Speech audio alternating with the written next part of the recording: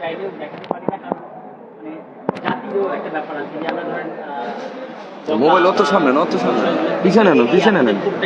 আমরা জানতে চাই আপনার নাম পরিচয়। ধন্যবাদ দীপ্ত টিভিকে। আমি অত্যন্ত মর্মাহত এবং দুঃখিত। আমি এমন একটা সময় আপনাদের সামনে দাঁড়িয়েছি যেটা আমার ভাষা প্রকাশ করার মতো নয়। আমি সাব ইন্সপেক্টর, আমি সিআইডিতে কর্মরত আছি। আমার বাসা বাহিরে। আমি কালকে রাত্রে দেখি রাজারবাগে অবস্থান করতেছি। আমার প্রতিটা ভাইই অত্যন্ত দুঃখিত এবং মর্মাহত, তারা কান্না জড়িত কণ্ঠে আছে। আপনি দেখবেন যে অত্যন্ত পরিতাপ বিষয়, আমাদের বিভিন্ন সদস্য কনস্টেবল, সাব ইন্সপেক্টর এবং ইন্সপেক্টর অনেক আশ্রয় পড়ে আছে এবং তাদেরকে যে নির্মমভাবে হত্যা হয়েছে, এখন পর্যন্ত আমরা লাশগুলো পর্যন্ত চিহ্নিত করতে পারিনি এবং এখন পর্যন্ত আমরা লাশগুলো আনতে পারি না। আমরা তো এই দেশের কোনো প্রতিপক্ষ নই, আমরা এই দেশেরই সন্তান।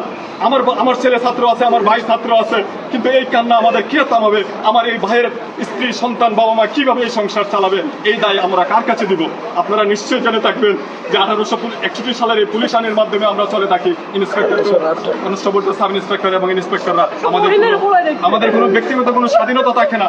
আমরা সিনিয়র স্যাররা যেভাবে পরিচালিত করে সেভাবে আমাদেরকে চলতে হয় এবং আইনের মধ্যে সেটা নির্ধারিত আছে যে সরকার একমাত্র পুলিশ বাহিনীকে সরকার পরিচালনা করে। কিন্তু সেখানে আমাদের দুষ্কতায় আজকে আমরা জনগণ এবং ছাত্রদের প্রতিপক্ষ হয়ে গেছি। আমার সন্তানও তো আন্দোলনে থাকতে পারতো, আমার ভাইও আন্দোলনে ছিল, কারণ এটা ছিল সবারই একটা অধিকার। আপনি নিশ্চয় জেনে থাকবেন যে এই দীর্ঘ আন্দোলনের পরিক্রমায় আমরা তো তাদের সহমর্মিতা এবং তাদের পাশে ছিলাম।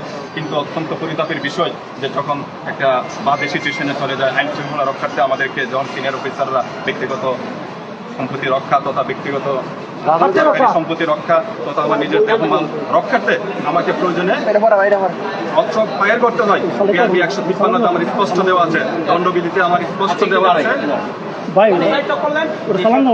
ছবি টবি আমরা দেখাবো না, হ্যাঁ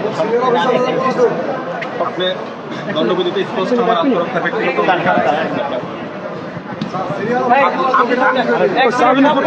আপনার